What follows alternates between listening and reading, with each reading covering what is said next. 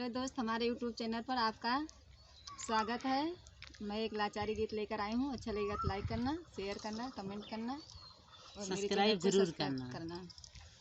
करबे परदेसी संग शादी दिहती रजम नहीं ना भावे। करबे परदेसी संग शादी दिहती रजम नहीं ना भावे। जौरे दिहाती हरा ज्योतिया में, जौरे दिहाती हरा ज्योत के आवे। द्वारे से पैना देखावे दिहती रजम नहीं ना भावे। द्वारे से पैना देखावे दिहती रजम नहीं ना भावे। करबे परदेसी संग शादी दिहती रजम नहीं ना भावे। जौरे परदेसिया परदेस से आवे। जौरे परदेसिया परदेसवा से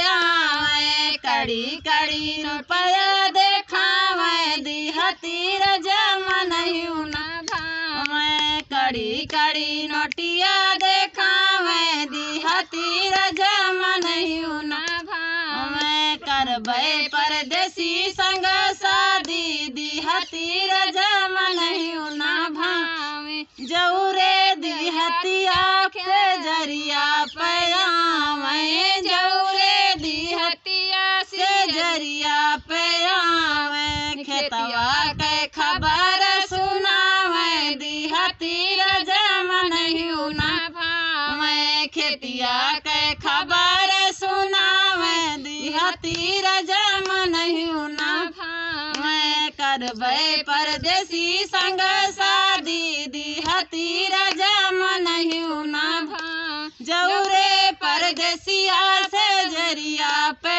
आवे। जौरे परदेसिया से जरिया पे आवे। पिक्चर के खबर सुनावे दिहती रजम नहीं ना भावे। पिक्चर के खबर सुनावे दिहती रजम नहीं ना भावे। करबे परदेसी संग शादी दिहती रजम नहीं ना भावे। हेलो फ्रेंड, गाना कैसे लगा कमेंट बॉक्स में ज़रूर बताना। लाइक शेयर सब्सक्राइब जरूर करना।